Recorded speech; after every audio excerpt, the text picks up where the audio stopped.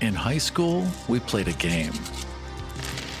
Many years later, we got back together to play one more. Little did we know, this time, the game was real. Join me, Aram Vartian, on Start Playing Games for a brand new type of fantasy role-playing. In Die RPG, you play a group of real-world, deeply flawed adults who are transported into a fantasy realm via a predatory, sinister role-playing game. The game transforms your characters into paragons and rewards them with strange and frightening powers. In Die RPG, you are confronted with your truest desires and deepest fears. And only you can decide when the game is over. Check out all of my available Start Playing Games campaigns at aram.gay. My name is Aram, and my pronouns are he, him. I'm the writer and producer of the Dungeons & Dragons podcast, God's Fall. My name's Dylan. My pronouns are he, him, and I'm a physicist from Canada. Welcome to Kill Every Monster.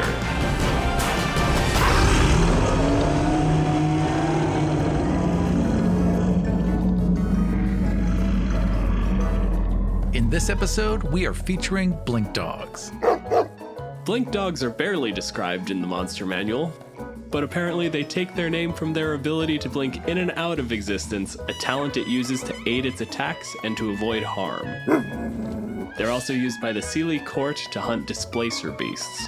Which is not written. Dylan just added that. It's true, but... Hold on. We're gonna let the guest talk, and then we can ramble a little bit. Finish the intro. We are joined by Jessica Marcrum. Jessica, also known as Angry Nerd Girl, was killed by an angry mob before rising from the grave, laptop in one hand and a feral cat in the other. A perennial Emmy nominee and occasional winner, she is a co-founder of Unseelie Studios and has also created numerous playable atrocities like Dumpster Fire and Oops, All Draculas. She has contributed to work published by A Thinking Ape, Cubicle 7, Hit Point Press, MCDM, and Onyx Pat.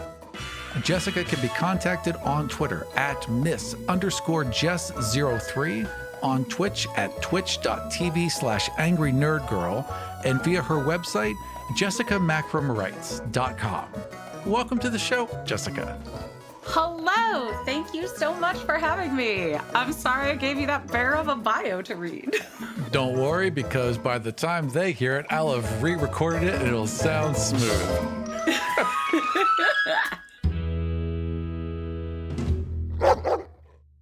I'm so excited to be here to talk about the good doggies. The good little guys. And the good girls, the good puppers. The good puppers. The good puppers. There are a lot of puppers in the monster manual. There are, but there's only one that does a little poof. A bamf. A bamf. Yeah. A little doggy bamf. A zoomy zoom.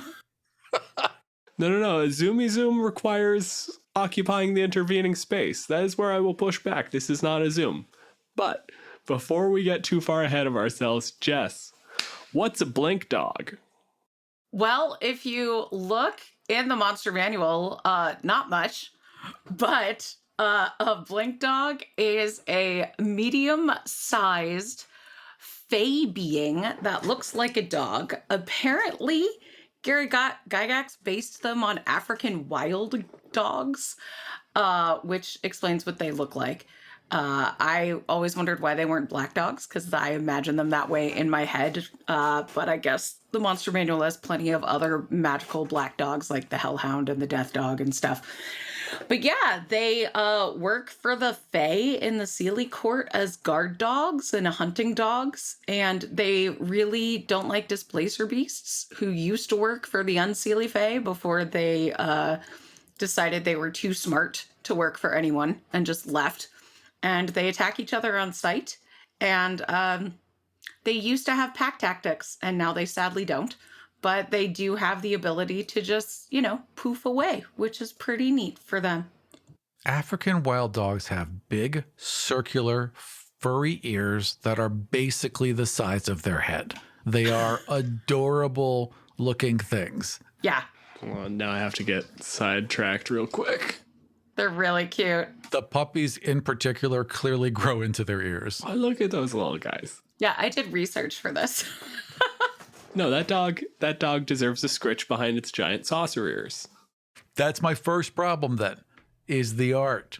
And again, whenever we talk about art, we talk about it from the perspective that all the art is amazing. The artists are unbelievably talented. It's the art direction we sometimes question. And in this particular case, I very much question the art direction because we're getting a horrific, angular, almost shredded looking goblin dog. Exactly. It's kind of weird because they're lawful good given all of the changes that's happening. Like with official D&D, I'm sure they won't stay lawful good. They'll probably be like typically lawful good. But I would not see that and be like, yes, a lawfully good dog. No, it has spikes on its like knees And on its or back. ankles, I guess. Like it's a sharp dog. It is a very sharp dog. Even its ears look uncomfortable. So this obviously comes on the heels of like, the new Monsters of the Multiverse stuff, and they had a bunch of rewrites of all the various, playable species in that book. But when they did that, one of the things they did that I thought was real cool was they made all the goblinoids native to the Feywild and basically stolen by evil gods. Somehow, goblins were Fey, but then Maglubia got this little paws on them and turned them into the tricksy little dickheads that you see, robbing carts on the side of the road. Making the blink dogs like directly attached to goblins makes that aesthetic make a little bit more sense and would be kind of cool. Like if goblinoids are Fey, the fact that the Fey dog is actually a kind of scary looking goblin monster checks out. That was written years after this book came out and is 100% not why the blink dog is a scary little bastard. And I mean, there are plenty of scary looking Fae. Like there's the Formarians and like hags are Fae. And boggles are weird looking Fae. But none of them are lawful good. So again, you would think, I don't know, if you want a guard dog, you could have like a German Shepherdy looking blink dog. But this kind of has like the Rhodesian Ridgeback kind of thing going on. But also, it's a scary dog. I wouldn't run because I love dogs. Everything about this art shows this creature as aggressive, from the teeth to the lion's tail to, again, the extra protrusions of like bone fragments that are coming out everywhere. Even the ears look like a weapon.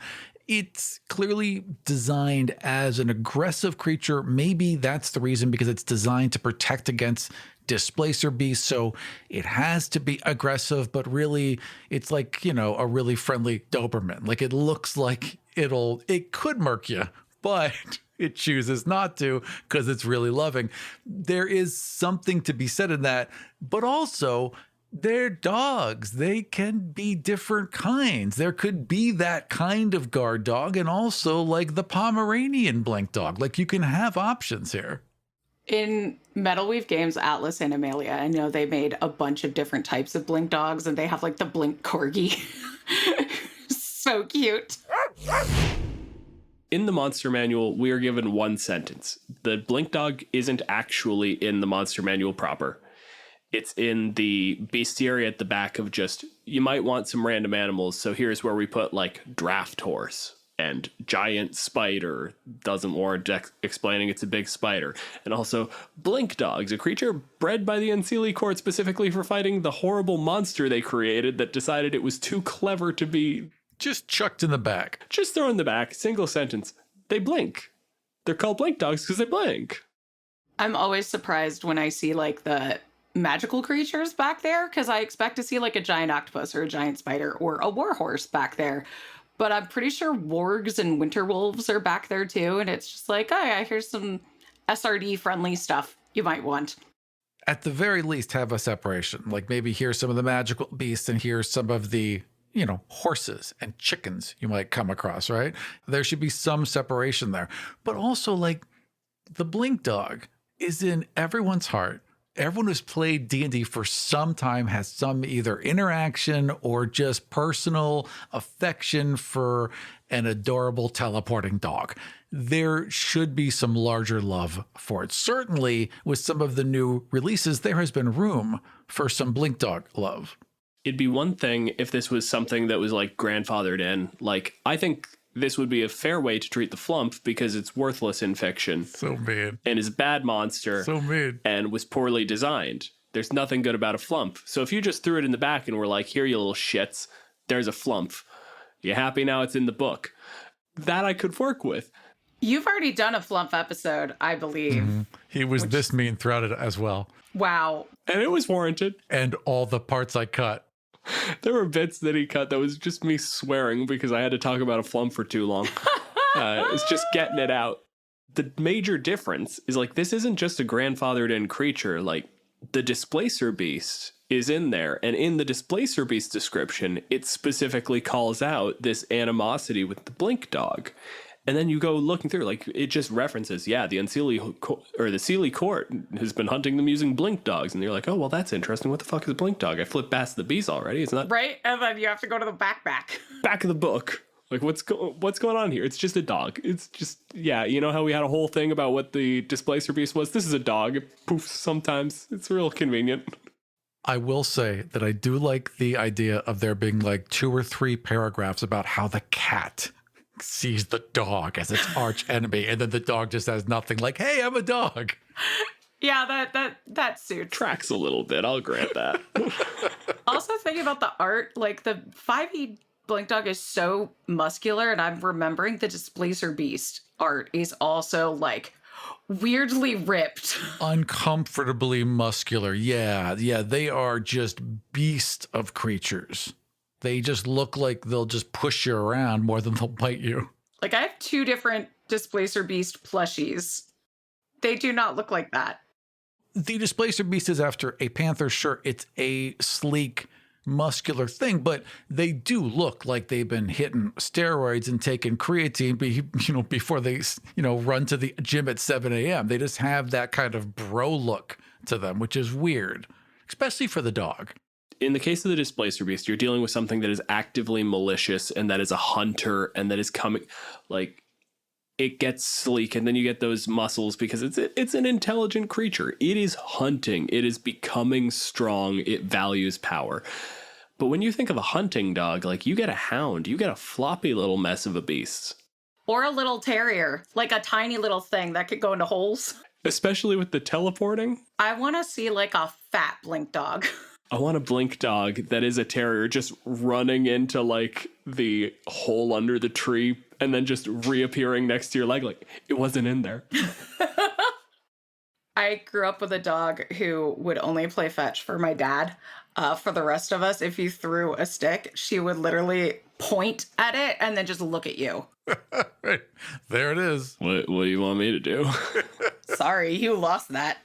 It's one of the creatures where I just feel like there's some, again, it's a quote unquote unintelligent creature, right? The way that we understand intelligence, they don't have discernible personalities, but dogs have very discernible personalities. We've all seen them. We've all seen dogs be distinctly different from the same litters. There's so much you can pull out of characters with a monster like this, much more than just like a random encounter. This is a character arc. This is we have to take care of something now. This is bring the party together to save this because it's in danger. There's just so many ways to get players very emotionally involved because it's a puppy. This is just a good pooch.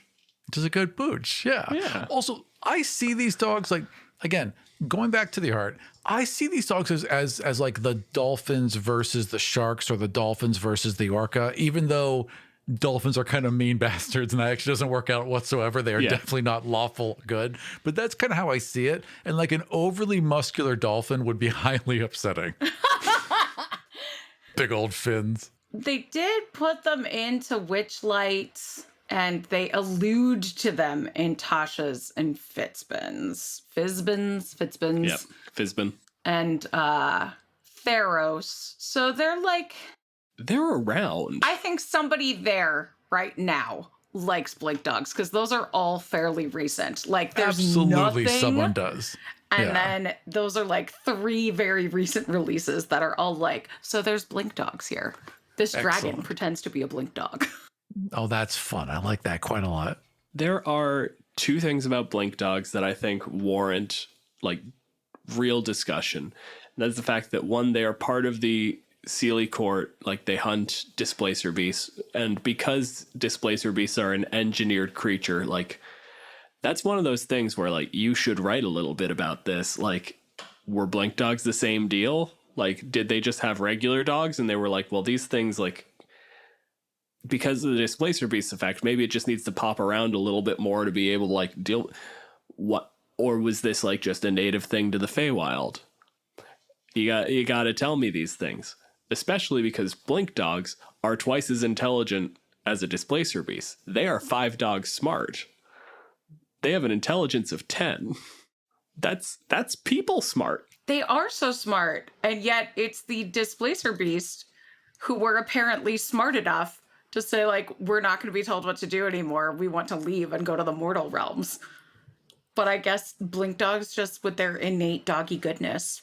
They're very, very loyal. Yeah, we're going to stay by your side. They've made a decision. They're like, yes, we understand. We have chosen to be here. Because I did the quick perusal of like Pathfinder and 3.5 descriptions, and the only thing they focus on is like they're Blink Dogs. They're loyal.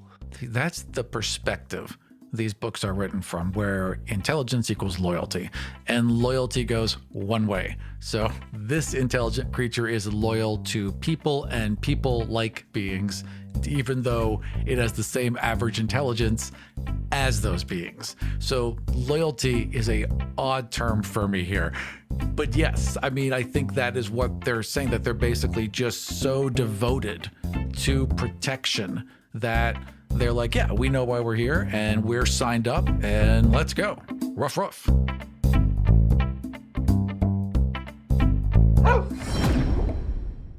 You want to talk mechanics real quick? Always. So Let's talk numbers. They've got a chonky bite. a D6 is a decent sized bite, but at the same time, when I'm thinking like D6 plus 1 in terms of raw damage output, like that's someone with a short sword who isn't particularly good at it. For them being CR 1/4, though, that's significant. Is it? Because I think the goblin is scimitar with a +2, is it not? Yeah, but how many hit points does the goblin have? The blink dog can hang in there for a while and deliver a couple of bites. It's also a single target. Goblin is also 1/4. It's a D6 plus 2, and it has, a third of the hit points. But again, you're not going to fight. You're going to fight 4 goblins. Well, again, you're going to fight 4 blink dogs. You're not going to find one. And I would give them back their pack tactics. It's crazy that they don't have them. I would too. Especially because, like, they're hunting dogs. Yeah. It can teleport and bite in the same round. No, it can't. No one else gets to teleport and then attack that round. Oh, wait. Yeah, it can. That is a pretty devastating attack. They could also bite and then leave. No, it can't. Which is even better. Oh, yeah, it can. Why can it do that? That's so weird. Why is that a side note? That's written so strangely. Right. You think they would make that would be the lead. I think because it's a recharge, but if they rephrased it so it was like a bonus action? Teleport recharges on a 4 to 6, so it's a 50-50. The dog magically teleports along with any equipment it is wearing or carrying up to 40 feet to an unoccupied space it can see. For the record, 40 feet is its move speed anyway. Before or after teleporting, the dog can make 1 bite attack, which is a really strange way to write it because if it's under actions, right? So calling it just teleport, you assume, like, that was my base assumption, was just this is a teleport effect. But if you were going to write it, normally you would say, like, on the dog's turn, it can do a bite attack, and if available, it can teleport. Like, for any other creature that has multiple actions, like, if you would expect it to make, a claw bite, this bear can make 2 attacks with its claws and 1 attack with its bite. The vampire can make, 2 attacks, and then if it has a target grappled, it usually gives that spiel. I don't know why this one is written differently. Because it's the tiny section, and they just probably didn't have space in the physical book. Right, which is probably also why they cut pack tactics, which is unfortunate because, again, this dog, if they're dealing with a displacer beast, and that's what they're made to do, that only makes sense if they can all pop in, surround it in one move, and all bite at once, and then or pop out and pop in and take turns so they're not all hit at once. Like, they have to work as a team because there's no way one blink dog is taking down a displacer beast. There's no way 2 blink dogs, maybe even 3. Like, it's probably going to be 4 or 5. That's when it's an actual fight. A displacer beast is a challenge 3 creature, and it has 85 hit points. You basically need a party of blink dogs to take down a displacer beast. Or befriend a displacer beast. Yeah, I don't think so. I mean, maybe, but I think maybe like if they found I think if blink dogs found a displacer beast kitten, they would be like, okay, we're not just going to murk this one. We're going to figure this out. Cats and dogs living together. You're right. Try and raise it properly. That's probably happened, which would be amazing, by the way. I now want to write that story right now of the displacer beast that's very protective over its blink dog family. That would be fantastic. The little displacer beast actually barks. I love that. The trouble is, like, the displacer beast was written so actively, like, maliciously. Like, specifically, the displacer beast hates, it loves killing things. Like, that's the way it is written. Although, honestly, having written an entire monster manual of just cats, like, if that's kind of how cats are.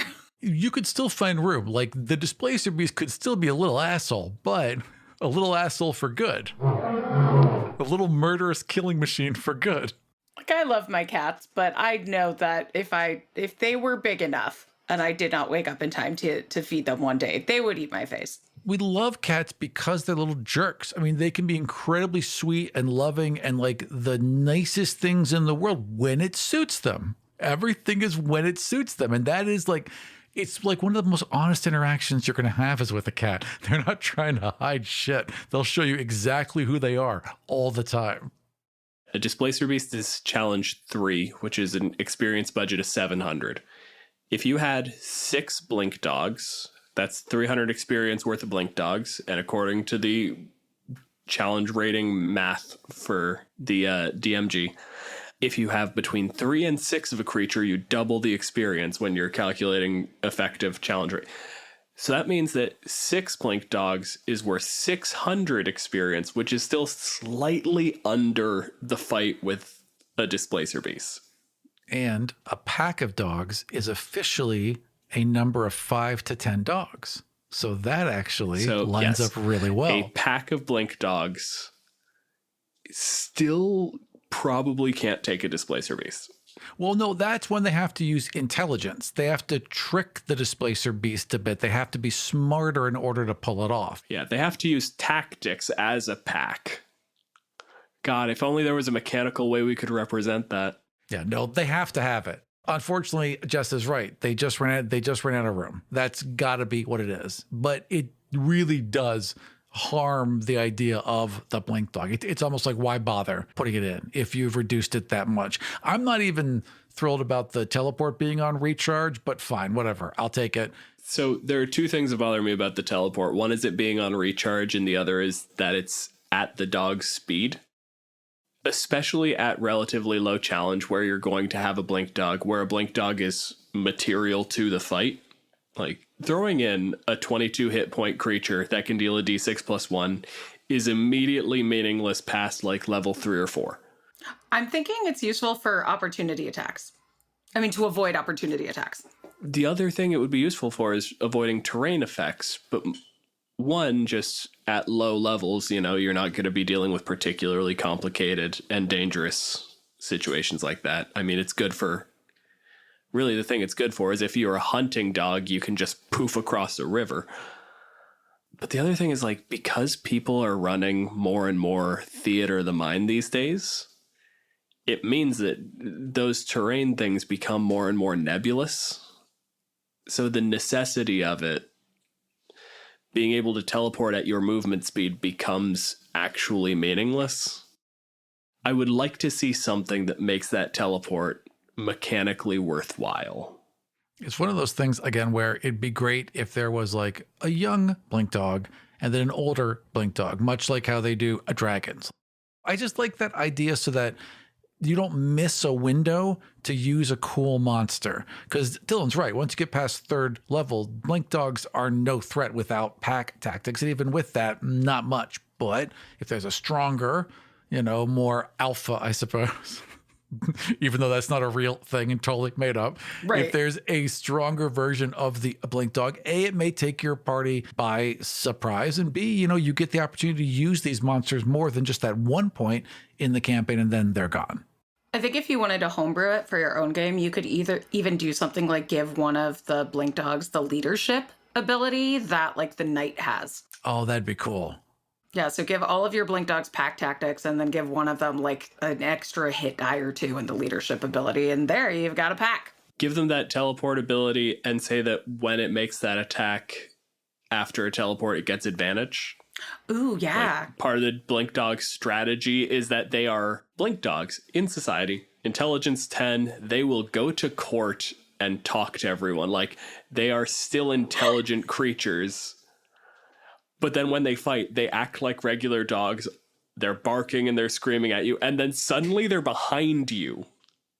And you find out that that noise is an active tactic of like, no, because we're loud, you know where we are at all times. So when we're suddenly not there anymore.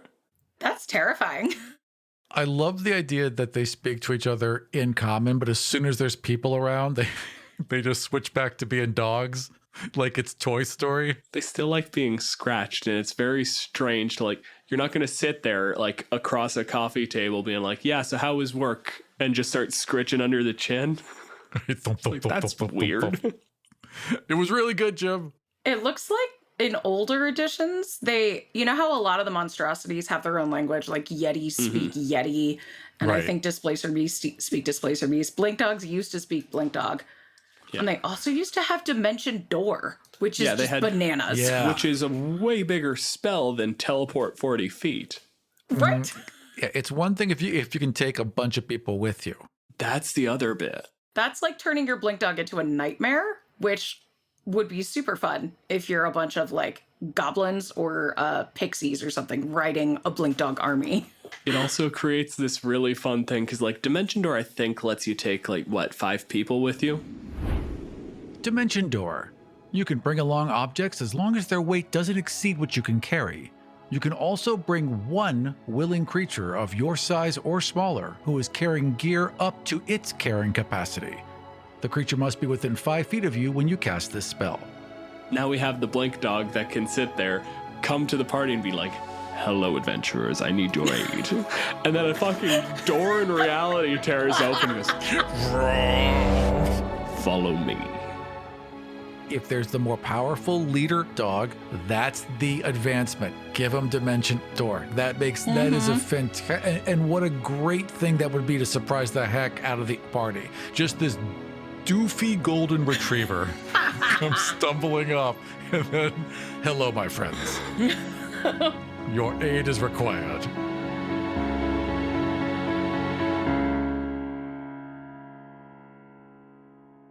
Jess, is the blink dog a monster? I have fundamental issues with this question because on one hand, anything in the monster manual is a monster. So by that metric, a commoner is a monster. A bandit is a monster. Knights are monsters, which is true. All knights are monsters. I got my start in Uncaged, and the whole thing was like, let's tell the monster side of the story. And so I have a soft spot for monsters, so I would say mechanically, yes, but it is not a monstrosity mechanically, because that's a different creature that's so nebulous that I don't even, oh, kitty. I don't even know what that means anymore. But you know, I think they're good boys and girls. They're good friends. They're fairy friends. They might trick you into some weird deal because they're fae.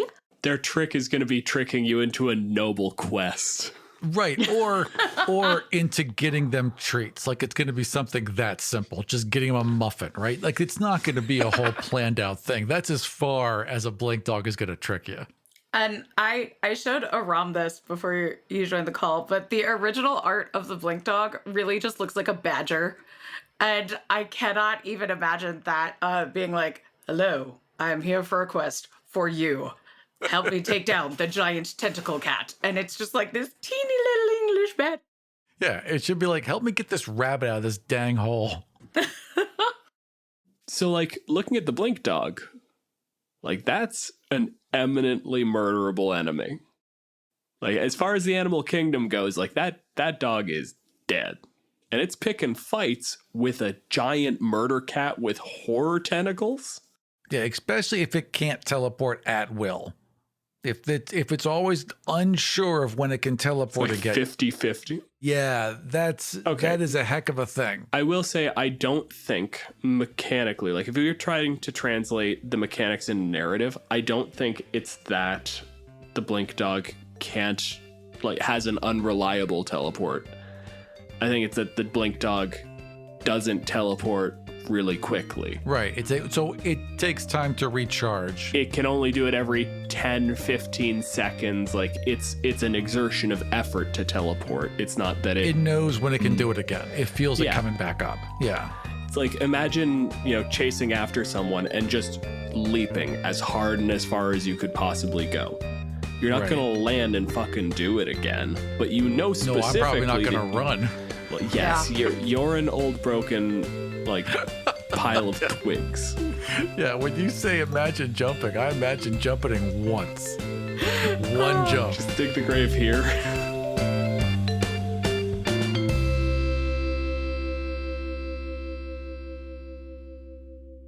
Jess, how would you change the blink dogs as written in 5th edition?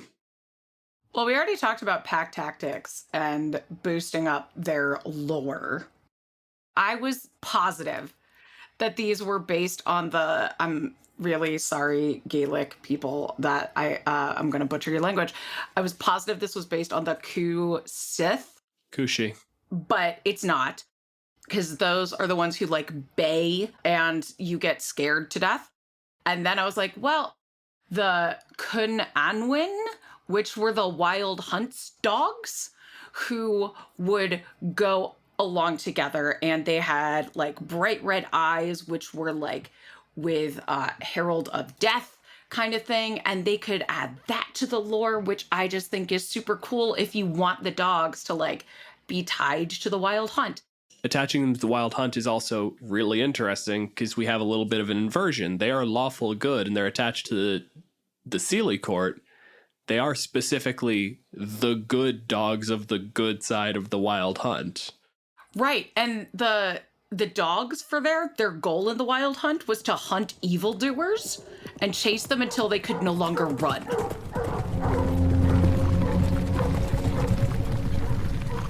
I started looking up like myths about African wild dogs, and apparently like in Ethiopian lore there was a thing where it was like, don't hunt them with a spear, do it with a blunted weapon, because if you stab them with a spear they dip their tail in the wounds and flick their blood at you and you immediately die.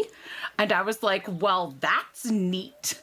So if you give them like a vulnerability to piercing weapons, but then gave them an ability, I'm thinking of like the Banshee Whale or something, right? Where they did like a reaction, DC 12 con save, or drop to 0 hit points. That would be neat.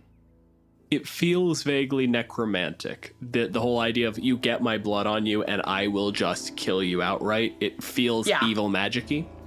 It lets you build up a sort of blink dog society where it's like, no. We don't do that thing. Like there are abilities that you can learn as blink dog that are natural to us that we do not believe to be acceptable as tactics. Ooh, yeah.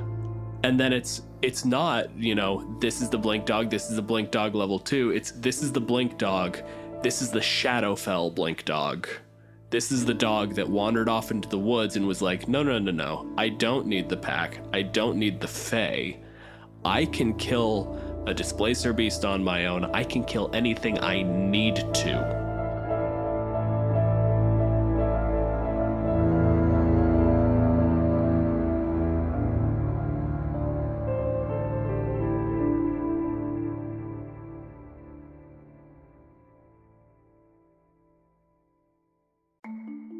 As a podcast network, our first priority has always been audio and the stories we're able to share with you. But we also sell merch, and organizing that was made both possible and easy with Shopify. Shopify is the global commerce platform that helps you sell and grow at every stage of your business, from the launch your online shop stage all the way to the did we just hit 1 million orders stage. Whether you're selling scented soap or offering outdoor outfits, Shopify helps you sell everywhere. They have an all-in-one e-commerce platform and in-person POS system, so wherever and whatever you're selling, Shopify's got you covered.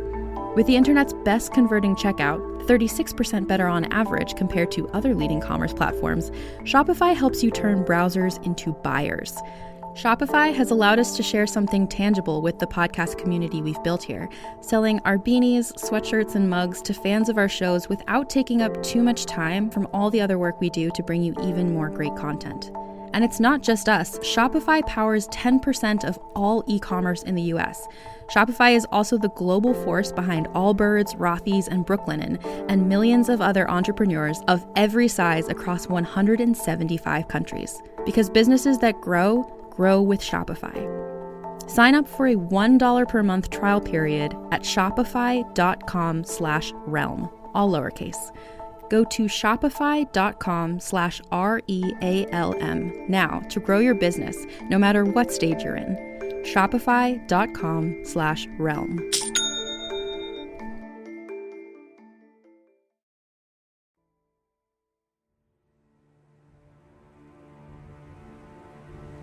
Feywild is a place of beauty.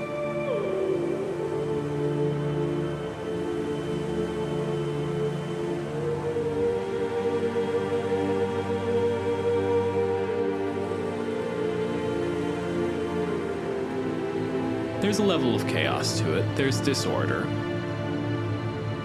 But at the same time, the colors, everything is always so vibrant and so just saturated that it's hard not to be intoxicated with the place.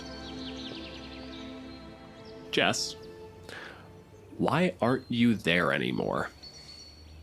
Were you following something, or are you going somewhere in particular? Let's see. I'm having a thinky think. What do I do in the kennel? Aram, what was your brigade's name again? Cricket Shimmerwind is the first lieutenant of the Glimmerwing Guard.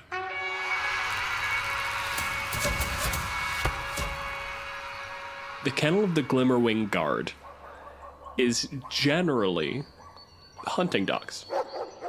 It is a kennel in that they can't put you in a normal house because doorknobs. Kennel invokes a very bare bones kind of ripped down structure. No, this is a mansion that a dog can get in and out of trivially. But as part of the Glimmerwing Guard, the kennel is used for hunting missions. There was initially a problem with displacer beasts. That has stopped being a problem, and now it's more or less just issues that come up when adventurers travel back and forth through the Feywild. They always bring something with them, or let something leave. They just adventurers. The whole inside of your house is filled with inspirational posters. You were always a good boy. Fuck off. I am a good boy. I'm the You best are a boy. good boy. It's written on all the mirrors. You are a good boy. You deserve treats. Written in letter magnets on the outside of the fridge. I'm gonna say, because I think this will be fun for me to run around and research. The displacer beasts are gone, but they could always come back. you never know where a cat's gonna be, and you never know where a cat's gonna hide. And I can't explain this to the people that I live with, but I did tell my other dog friends. And I can't tell them, but I can read.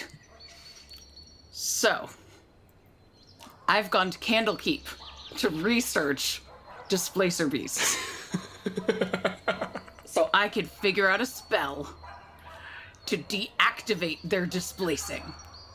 I can find a book, and if I sit on it or sleep on it or eat it, I could definitely figure out how to hold a displacer beast in place.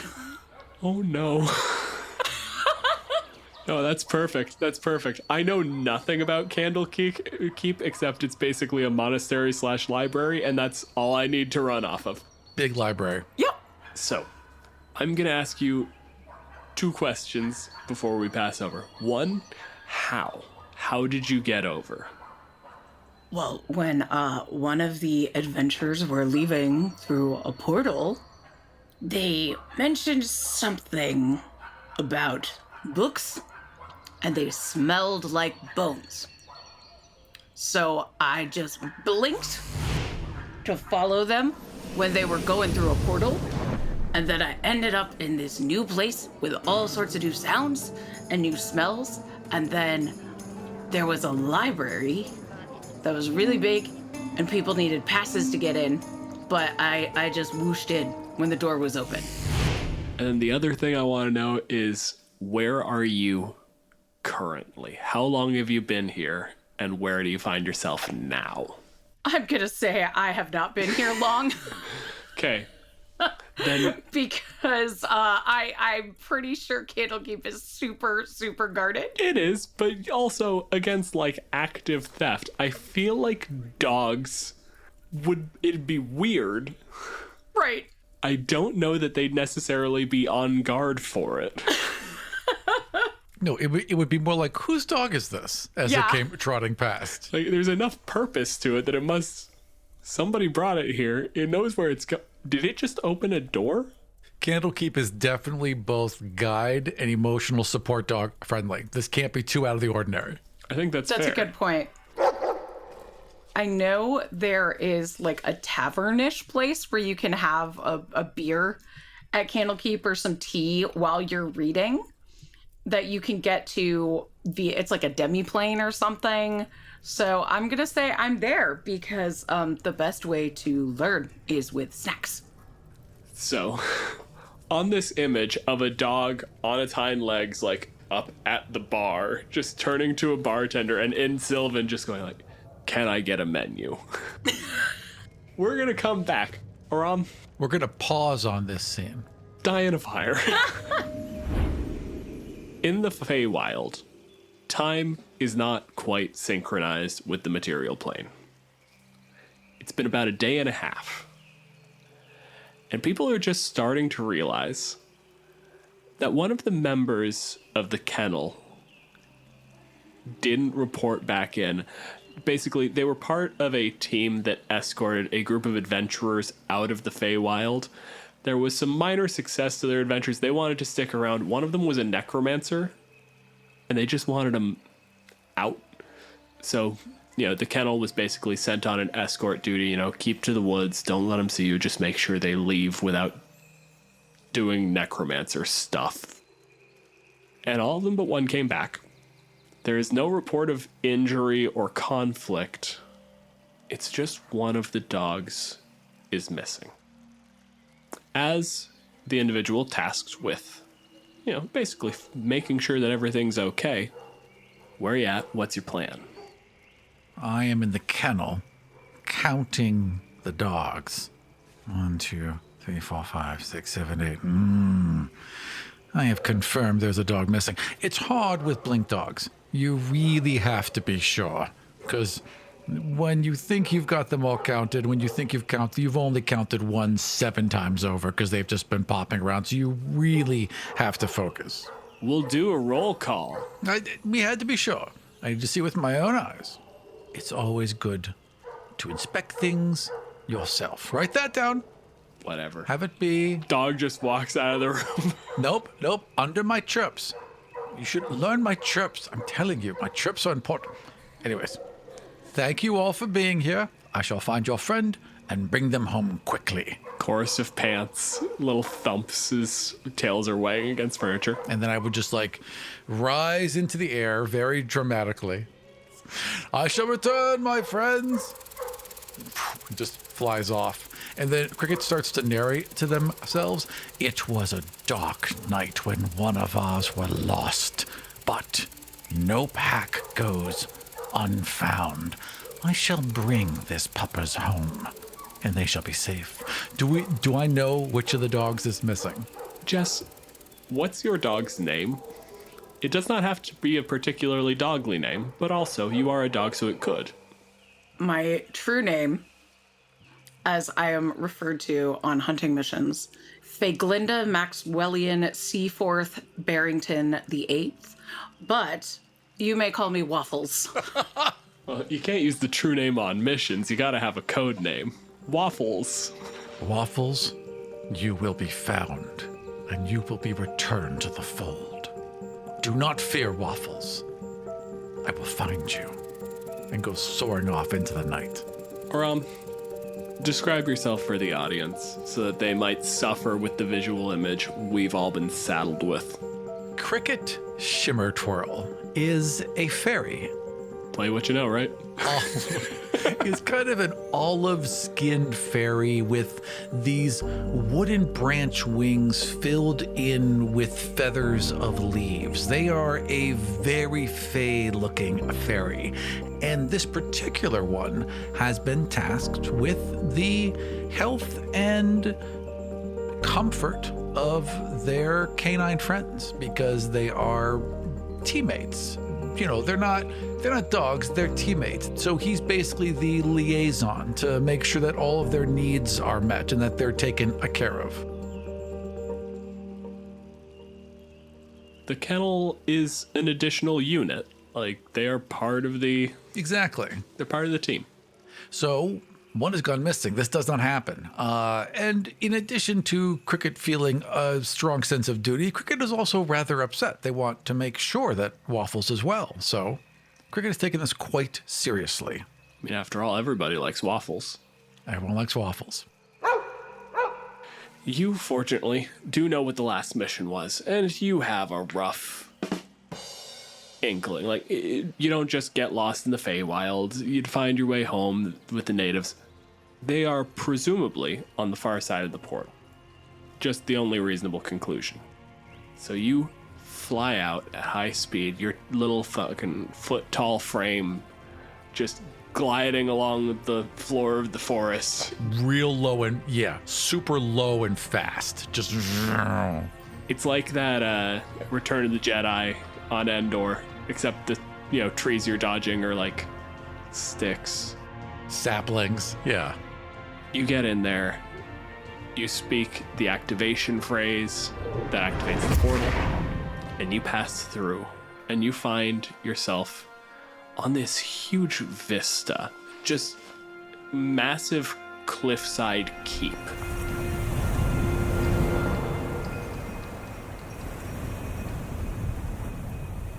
It is walled in, these tremendous walls, and there is a single high spire spiking out of the distance. There's clearly like a larger building to it. It's not like they built a fucking needle in the middle of this keep, but there's, for some reason, the architects decided one spot. One real tall one, the rest are going to be reasonable. It's called Candlekeep. It's on a cliffside. Let's assume it's a lighthouse. Hey, wizards, if it wasn't, it is now, fuckers.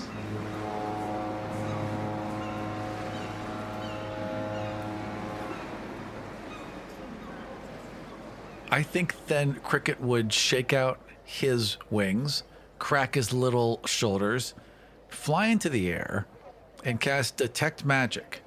Fly towards the library and begin sweeping the ground, looking for little magical dog prints.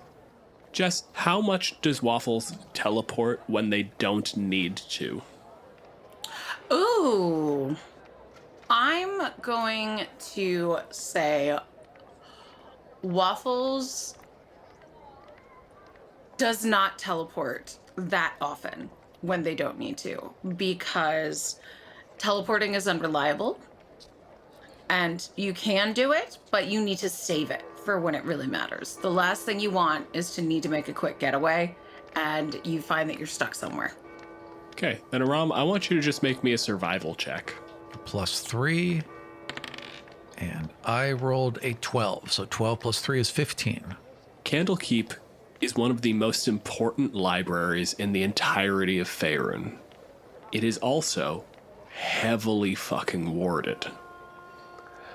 It's also a library, so like that lighthouse up at the top, that's not a fire. That would be just a terrible plan. It's a very bad idea. So this place in general, the moment you pop on detect magic, it's almost washed out. It takes a couple of seconds to kind of be able to see the shapes, and you're certain, like, now you kind of got a background vibe of the place. You could probably, like, when you're in there, use it and be okay. It just caught you off guard at the moment's notice.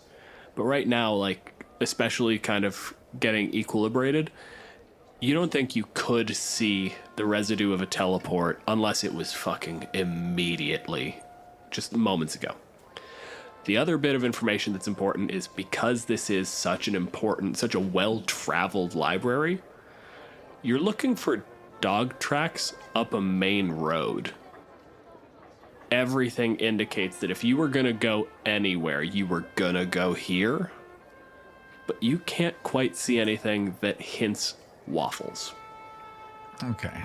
I'll keep the concentration going then as I fly up to the main entrance. I am here on official duty. You actually pass through like one or two layers of security of just mundane guards Just glide on through, right? who just like see you come past at like a foot tall, and there's a moment of, what the fuck? Oh.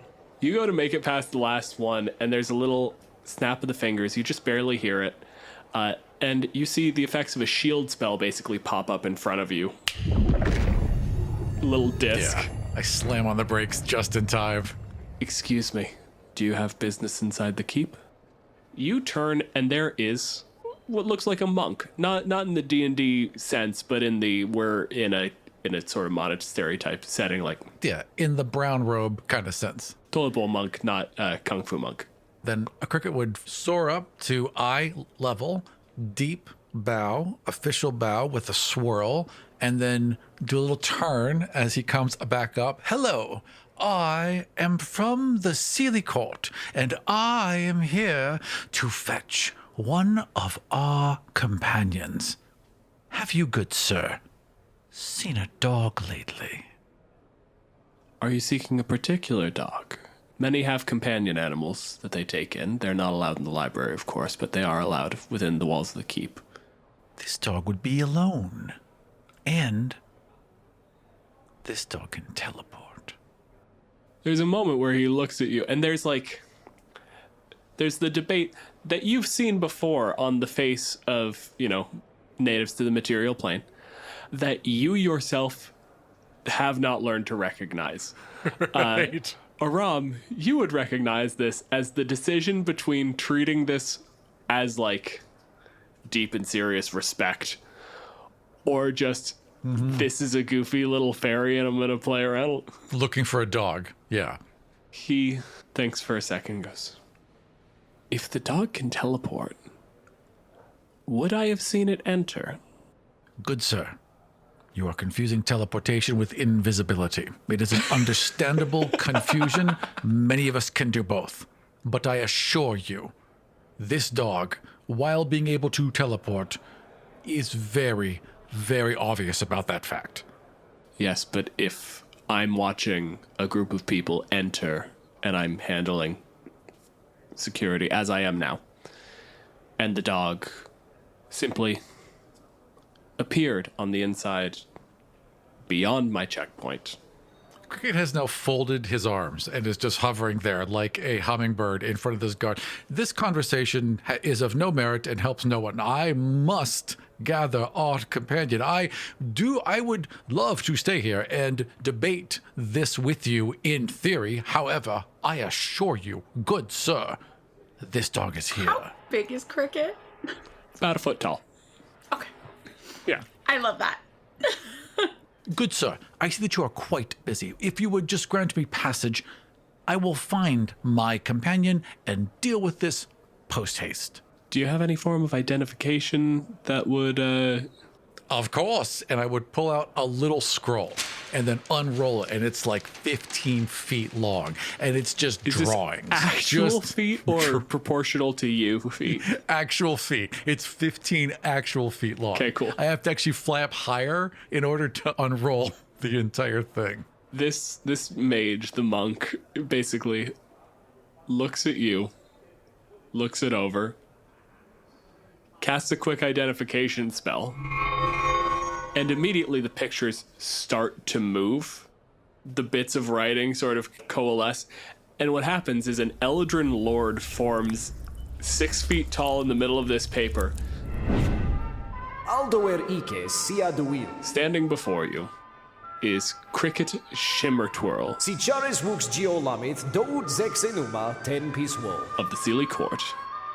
He appears before you with all of the honors and accolades of the He's so proud. Glimmerwing Guard. Shar Petronas.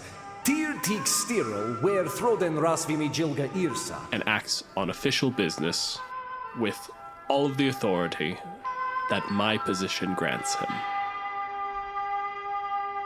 And at that, I use Druidcraft to have the light just appear right behind my wings, so it glows through my wings at that exact moment. I hold myself up as tall as I can. You strike this very regal sort of figure, as important as you can manage. The mage basically watches to the end of this sort of animation. That just seems to be in order. We do have deals under the Celia Courts. You have access to the keep. Best of luck. I spend 20 seconds rolling my scroll back up. Thank you, good sir. Do you need I can just... No. The paper folds a certain way, and you have to I was close busy. it. If you could There we go. just if, in the future, if you could roll it off to the side so I can... Of course, good sir. You have been quite helpful. I shall bid you adieu. And he bows, does a little spin on the way back up, Druidcraft, glitter, and then goes flying into the library. I love that Cricket brings his own spotlight. Yes, and glitter. He literally just threw 2 handfuls of glitter. So now there's just shit everywhere. Just waits for it to land. Prestidigitation to clean the ground. Moving on. So, waffles. Welcome to the finest dining establishment in all of creation. Our ingredients are hand-selected fresh daily, exemplified by our universe-renowned lava berry souffle, a delightful cross-planar mix of fresh berries picked from the fire and air elemental planes of existence. Of course, the appropriate protection spells will be cast upon you before the meal is served, should you need them. You've been fed a menu, because apparently the way you interpret the written word is by consuming it, if I understood you correctly.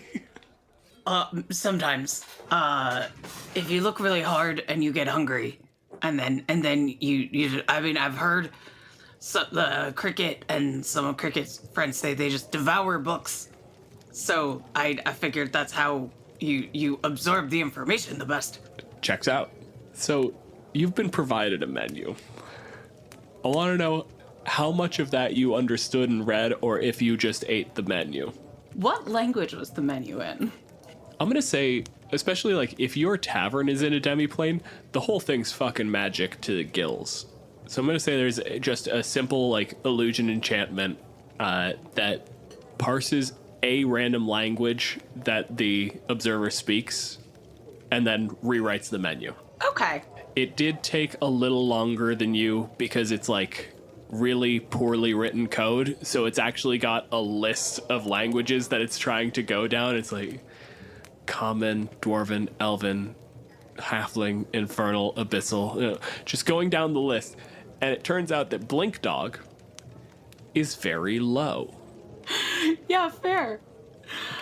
I was wondering if it would just put the menu items into pictures. I'm kind of curious if Blink Dog would have a written form, or if that's how the information would be conveyed. That's up to you. That's your call. But it conveys the information in a way that is comprehensible based on your fluency. I'm going to say it becomes sense. Yeah. Because dogs have pretty bad vision, and if you're a blink dog, you also, like, I don't know how far they can see. I know their passive perception is okay, but it's no better than, like, most people's. So, like, they have to rely on their smell and their hearing, so it's gonna just be like, oh, these are all the different smells you can have here. I'm an amazingly perceptive dog. Well, yeah, you're a dog. You're just, like, it's the keen senses thing, right? Yeah. So, you're provided this menu. I want to know, basically, are you going to make an order? Like, what is your game plan? I'm sniffing out what everybody else at their tables are getting, and I'm seeing what the, like, scariest, smartest looking folks in here are getting. So I'm looking for, like, the necromancers and the paladins and anybody wearing a lot of robes and covering their face. I'm like, ooh, they'll know the good magic. So what are they eating? Whatever they have that smells delicious, even though in my heart, what I want is bacon. Because I don't know what bacon tastes like in the Feywild. So I'm definitely going to order bacon, but with a side of I'll have what she's having. See if I can scope out what they're reading and do, like, a paw on their leg and then another paw and then the face. And I'm begging to see what they're learning or reading about. But if they give me some food too, that's also cool. And as you're kind of looking through, basically what you arrive at is none of the wizards, no one who looks like an actual academic is ordering anything that should be eaten with your hands or is a liquid. No finger foods, nothing with a spoon. Because that's the stuff that gets on books. They must not eat their books. No, it's absurd. Just how they even get it inside them then. There is a tendency with folks like paladins to lean a little bit meat heavy on the diet. There is one guy who very clearly was brought by his, like, 3 friends at the table. No interest in any of this. Just a big plate of cabbage and bacon. Just kind of stewed together with, like, an ale, basically, to create almost like a sauce to it. And he is having the time of his life with no books. Refuses to read. Just, I'm here because you're here. I'll leave when you leave, and then maybe we'll do something I'll like. I wonder if he ate his books already. Does he smell like books? He does, in as much as anyone who has been inside the library for several days develops a certain general must to them. Okay. But he doesn't smell like he's eaten any books lately. Honestly, he's eating, like, kind of a fried together onion, cabbage, bacon. He has a general scent to him that may overwhelm book. I would definitely go up to that guy, and I'm not going to try and get his book, but I am going to try and get some of his snack, because he seems like he doesn't belong in a library. Then what I want you to do is I want you to give me 2 rolls. Okay. They're both going to be, I think, straight charisma rolls, because I don't think the Blink Dog was given any skills. Nope. But for the record... Oh, yes, we are. Perception and stealth. Okay, so it's a persuade and a performance. Okay. Because you're trying to get some food out of him, and then I just want to see how well you do conveying just a dog. I got a nat 20. Don't roll the second one. He is overwhelmed. Like, your performance stops being relevant because you show up, you put a paw on him, he's like, oh, a dog! Guys! Bork, bork! Dog nailed being a dog. Not being a Blink Dog is also the accomplishment. I wag my tail. He just starts, like, scratching. He's like, you hungry? Come here. He grabs the plate. Like, the guy next to him is eating something. It looks like some vague samosa-like structure. So it's on like a smaller plate, and he just pushes that onto the table, takes the plate, dumps some of his food onto the plate, and puts that down. His buddy, the very apparent cleric of the group, looks at him and just goes, "What the fuck?" It's like, it's a dog! I'm gonna nuzzle him. We're just gonna deal with these people by class. The fighter or the cleric? The fighter's the one who fed me, right? Yeah, you nuzzle him, and he's just like, he is getting in deep in the bit of scruff, like right behind one of your ears. Like, this is a man who knows dogs. He's doing his job. Do that waggy tail that like thumps hard on the table leg. You are left sitting there, like, scritching as they kind of, like, go back to a conversation. They mention that their friend's going to be coming back. Aram, what is going on? We're seeing this incredibly happy dog just being scritched and loved. The camera pulls back. It glides past a couple of bookshelves, and about 4 rows back, Cricket is pressed up against some books, just looking around the corner and nodding. Leans back. Unfortunately, my friend has already been abducted. These look like unseemly characters, but do not worry, Waffles. Rescue is at hand. And what I'm looking for is a plant, like some sort of tree or bush nearby these clear abductors. So they are in, like, a corner table, like, they're in a booth. And you know how they have, like, the curved bench?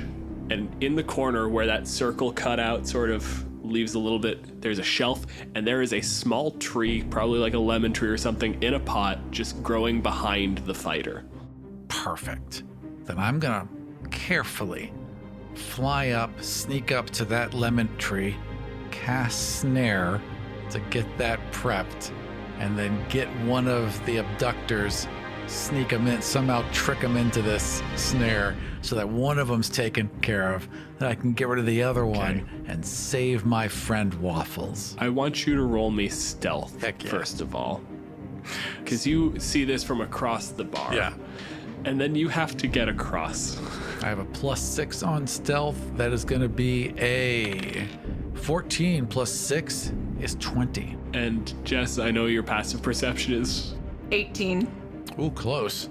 You still manage to pull it off around. It's like you get in there, you get this set up. You are in this tree, which is like 2-3 times your height. Huge tree. Peering through the leaves, pushing them aside. And you are looking directly at the back of this man's head. Yeah. Because it is, like I said, it is just on the back sort of sill there. And you just quietly start, like, tracing the runes off to the side on the bark of the tree. Just activate the spell. And you see this conniving little man. Giant man. Little in the sense of petty. He's quite large. Yes. Very tall. Unnecessarily so. Humans in general seem to grow to absurd heights just to prove a point. They take up so much space. They're very inconsiderate. And do they warrant any of it? Not really? that I have seen. No. You watch him, clearly trying to delude Waffles, trying to bribe them, convince them that no, this is a safe area. But you can see him. He's carrying so many weapons. This is clearly a dangerous man that we should not be associating with. You're such a good dog. You're such a good dog. Yes, Give him I one of am. your samosas. Yes, I am. You can't give samosas to dogs. There's season. It's got garlic. It's got onion in it. Whatever. It'll be fine. Can I see what books the cleric has? Yes. So Any books on defeating evil? they are histories. They are stories of basically the birth of evil. I would like to eat a book.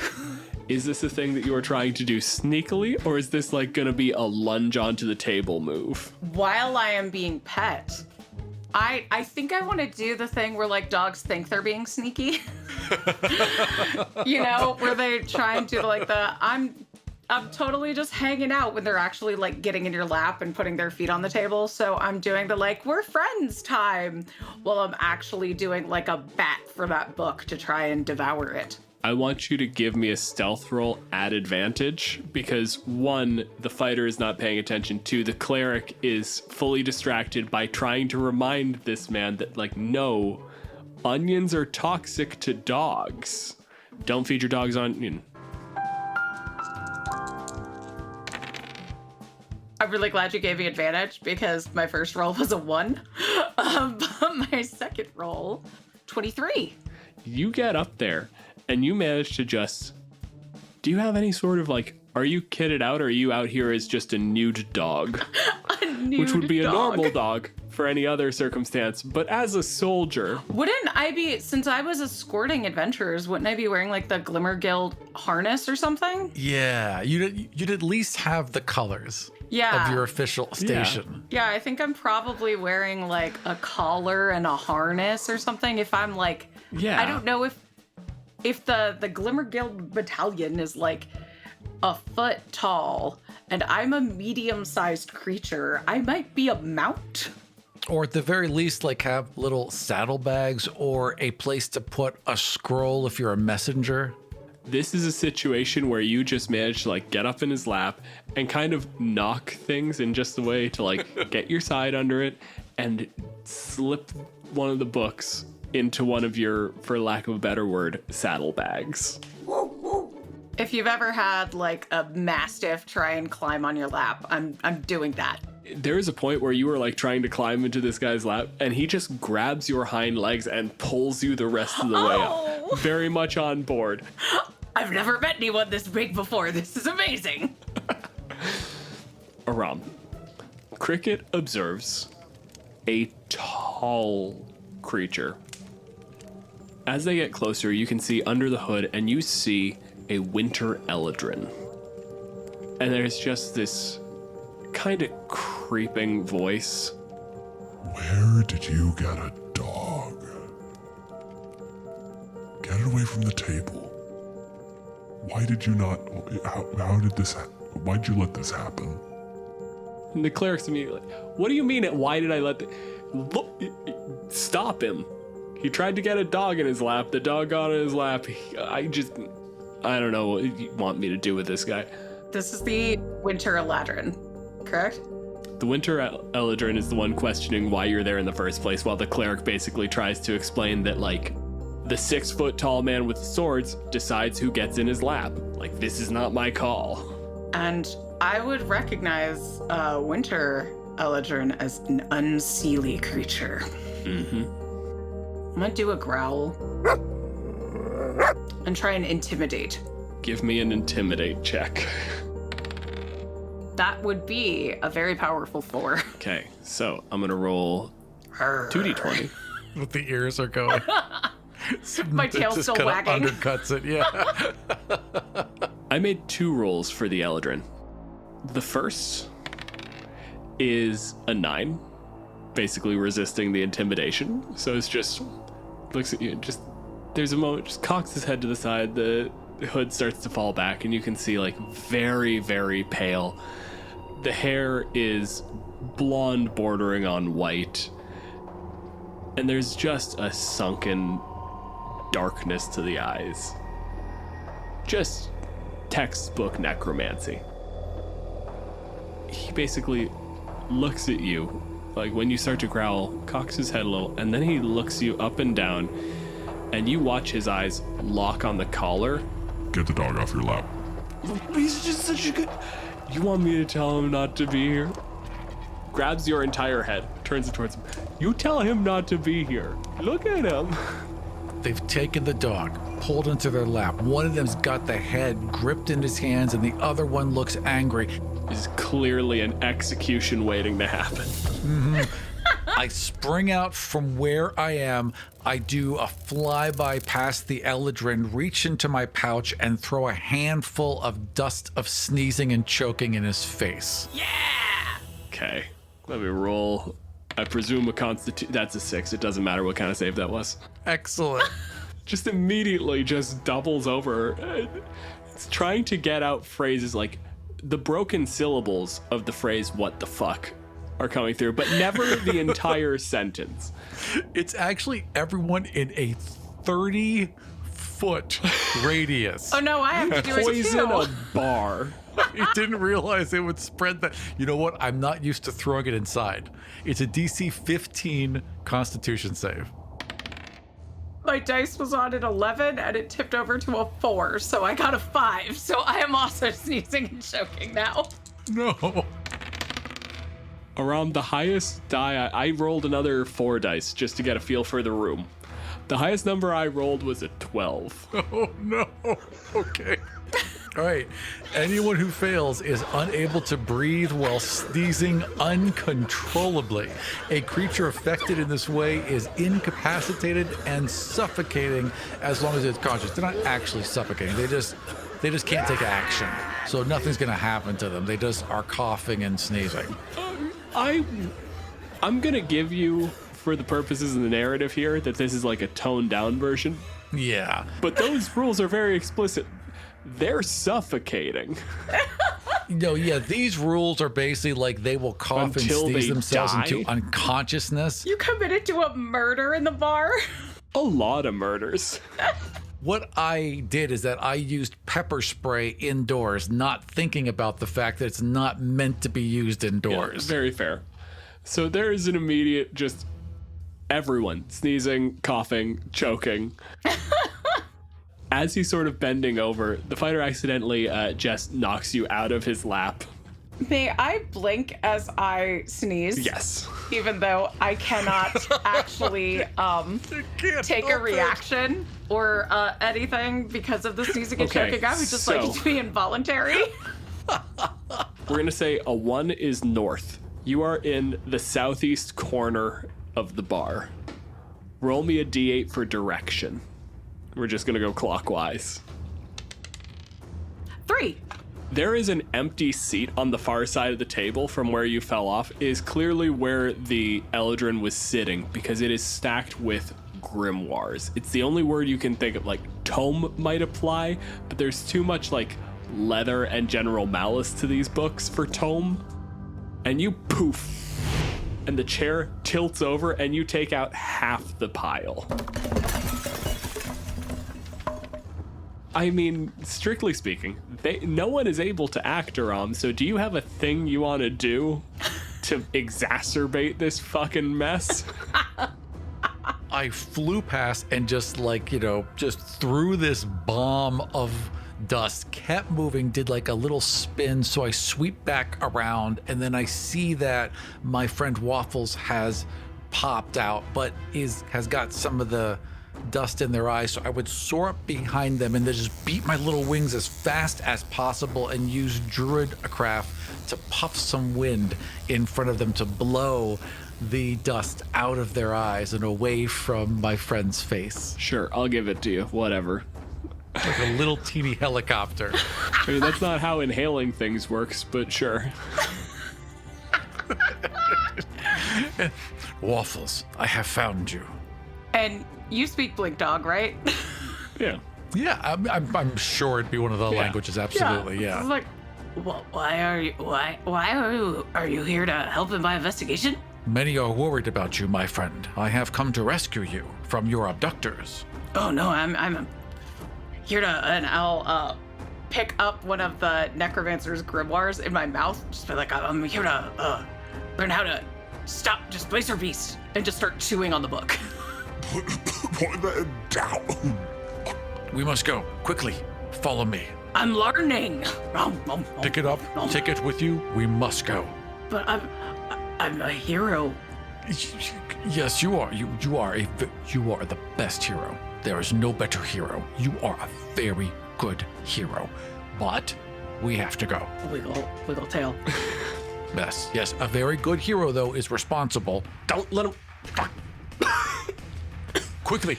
Come. And he's got the collar and he's like flying as hard as he can to try and pull you.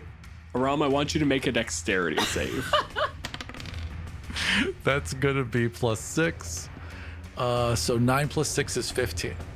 You see, basically, from one of the walls, as you're like tugging and trying to pull, you take a hard veer off to the side as this cold, necrotic hand just lances out of the wall and tries to grab you. And you see this sort of coughing, suffocating Eladrin with his hand into wood pull it back out and shake it, and this sort of white, almost ectoplasmic residue just shatters off of it, hits the ground and just disperses.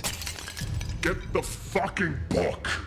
Cricket now positions themselves in between this monster and their friend Waffles and takes out a single sling bullet that they have painted lavender with a little teeny flower on it and loads it into their swing. And now this is an important question, Rob.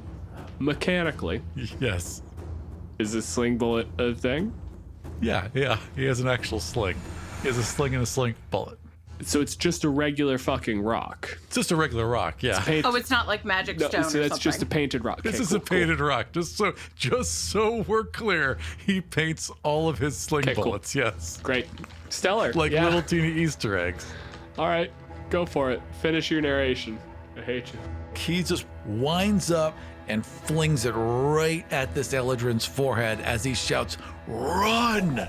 to Waffles. Okay. Give me an attack roll. All right. And while you're doing that, Jess, what are you up to? Waffles is conflicted because Waffles is very used to taking commands, especially from like Cricket. But the very nice man who gave me food and scritches is injured. And also Cricket was just attacked by this very clearly evil man with the books. So Waffles is gonna sit there for a second, and then instead of running, actually no, Waffles is going to run, but Waffles is going to run over to the very nice man who fed them and just do a big doggy lick on his face to get rid of the sneezing and choking dust. Yep. And then try and spring off of him to pin down the necromancer. I will give you that. So, one, Aram, how'd the attack roll shake out? 8 plus 7 is 15. Yeah, that'll hit a wizard. Nice. Then that does 7 points of damage. I smack him right in the forehead. Just a hard fucking crack. Stumbles back. Jess, I'm going to have you give me an athletics check. So it's going to be strength, but you've got advantage. Okay. The necromancer rolled a 9. 14. You go over, you lick this guy, and he just it goes from the coughing to the sputtering of a giant dog tongue just covered my entire face. And by the time he sort of comes to, you are on top of the wizard. You have tackled them onto the table, and the remaining samosa has been crushed. The cleric is looking around trying to figure out just what exactly is happening. This is a bad day.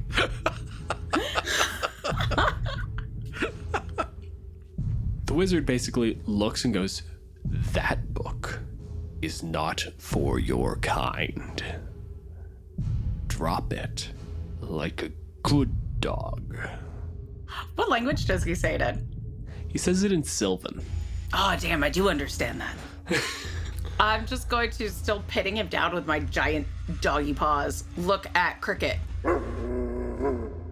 I'm going to look over at the snare and then gesture to drag his foot into the snare so that we can just have him be flung up and taken care of and we can get the heck out of here. If I put the wizard in my mouth, does he count as something I'm wearing or carrying?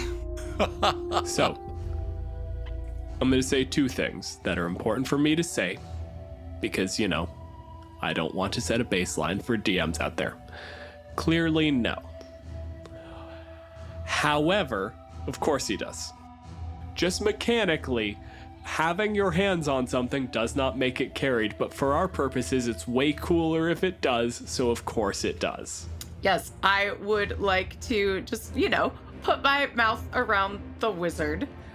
Because he did tell me to drop the book, so I'll drop it on his chest and then, put my mouth around him and blink him into that snare. All right, this goes off almost instantaneously, but there's just a little kind of thunk of the book hitting the ground, a little as an entire dog's mouth goes over this person's head. And then almost a cartoon spring, you basically pop like 4 feet to the right, and then his foot hits the activation spot, and suddenly the wizard is upside down, except this was sitting on maybe a, like, what is that? It's on the back of a chair. So he is basically, his head is on the ground. Yeah. Right. He's not that high in the air. He's just high enough. He's just high enough for this to be insulting. I'm gonna grab that book and just tear it up. I mean, eat it to learn from it. Because I have 40 feet of movement, so I can pop him there and back. Basically, we're going to do sort of a transitive property of, like, if you're carrying the wizard and the wizard's carrying the book, then you're carrying the book. So you pop off to the side, and the book kind of comes with him, but then when the trap goes off and flips this guy upside down, the book is flung into the air, and you just snatch it, and it just pop back towards Cricket. And then to cover our escape, I use Druidcraft to create a tiny, harmless sensory effect that predicts the weather. So it will be in our location. This is part of Druid. This is part of Druid. No, that's not why I'm looking at you like that. The weather will be for the next 24 hours. Oh, so Rob. I swoop in. I'm just like, and this little image Today of will be sunny and mild, with a high of 74 67 degrees and a low of 42 overnight. Like, let's go. I'm going to say, first of all, what the fuck? He's out of spells. That's not... I'm not saying that... I've never seen someone use Druidcraft as much as you have in this session, and I'm living for it. I'm not saying that that's not a thing the spell can do, but generally it's like, it's a divination. It's you finding out what the weather's going to be like. That clearly isn't a distraction. He did it before, and they like, the humans seemed so surprised by it. Shut up. I'm going to give you what you want. I just need you to know that I think it's stupid. Yes, that's half the show, Dylan. Thank you. Good. So now that we've established that you're wrong and this is bad, you do this big magical gesture, and there's like this expectation of fire and lightning and magic, and instead, in the middle of the room, a projected image of a fairy in like a nice suit with a blue tie. Coming in off the Sword Coast, we're gonna have a little bit of wind, but it's gonna be clearing up pretty early on in the day. This pops up as if someone had turned on like a 64-inch TV at max volume. So it's not necessarily that it's a great distraction, it's more just that no one knows how to handle that. It's just so weird and different. Otherwise, I mean, mostly it's that there is one person in the room who cares what's happening enough to chase you, and he's upside down in a tree, and everyone else is just confused about the foot-tall lunatic who showed up and poisoned a bar, and then the dog that's leaving. Which, quite frankly, in a bar is what dogs should do. As we're flying out, I would pull out the collar I was sent with and just gently slap it back onto my friend Waffles, scratch Waffles behind the ear, and then just kind of like lay down on Waffles' back and look up at the stars and just catch my breath, and I did a good thing tonight, and ride along. We did good learning and made a friend. Very good learning, yes. Very good learning indeed. So, slowly we turned into the night.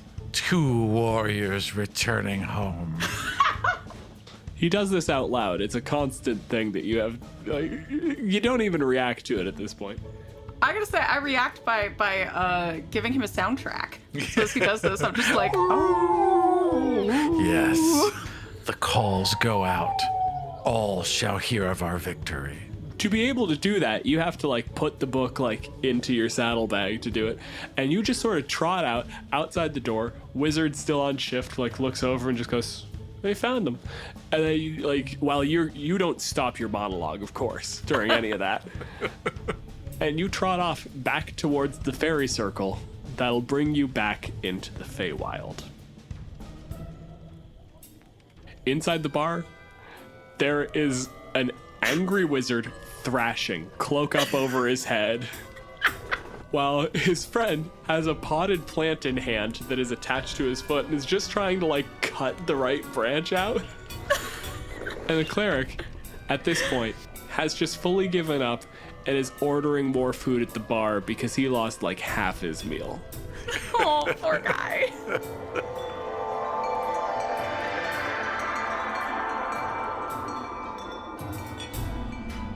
You come back to the Feywild, and things are fine. You've been gone for about a week. But you get back, successful with this book in hand. Jess, when you first make an attempt, when Waffles tries to read it, that book rebukes you. Both books? Because I had the cleric's book and the necromancer's book. The history goes out like nothing. Okay. That's just food. And what you learn from that is that history tastes dry and papery. I suspected as much. Nothing interesting in there. I would have noticed if it was useful. But when you bite into that other book, there's almost a black lightning to it, and it just shoves you back. And you're left basically in the kennel, surrounded by other dogs who hear you yelp, who all kind of gather around, and we kind of come out on this image of 9 dogs sitting there staring confusedly at this book in the middle of the floor. I got a stick. Ooh, I got a stick. Ooh, I got a stick. Thank you for joining us for Blink Dog. For more information about us, notes for each episode, and ways you can help support the show, head over to killeverymonster.com. If any of the ideas we've discussed on the show have sparked some of your own, tell us about it on Twitter at KEM Podcast. You'll find me at DJ Malenfant and Aram at Aram Vardian. For ad-free episodes, early releases, bonus episodes, print-ready maps, our new audio DMs notes, and my character sheets for each encounter, head over to patreon.com/killeverymonster. You can also listen to ad-free episodes and bonus content by subscribing to the show on Apple Podcasts. Our intro theme and many of the sound effects you hear in the show were created by Battle Bards. Check them out at battlebards.com. This episode was produced by Aram Vartian and Dylan Malenfant. I also did the editing. Our guest was Jessica Marcrum. You can find them on Twitter at Miss_Jess03. And if you are anything like me and all of that information just fell right out of your head, you'll find everything you need at killeverymonster.com. And we'll see you next time for Kill Every Monster. I got a stick. Good stick. Ooh, yeah, yeah. I got a stick. Ooh, yeah, I got a stick.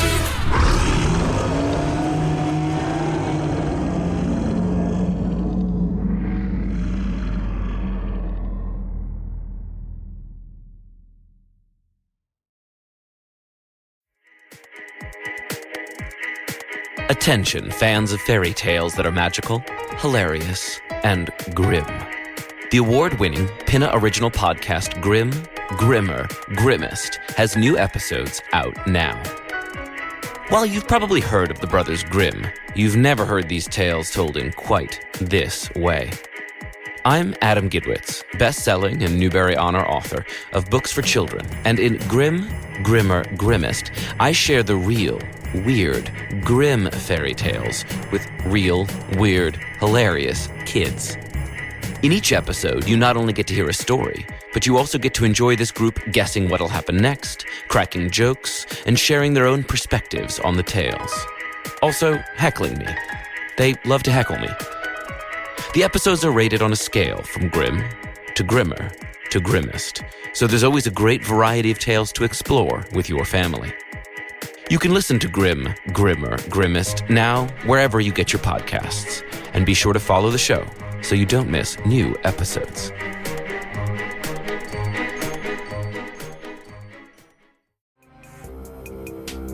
This show was produced and edited by Dead Ghost Productions. Find out more about us and all the shows we make at deadghostpro.com.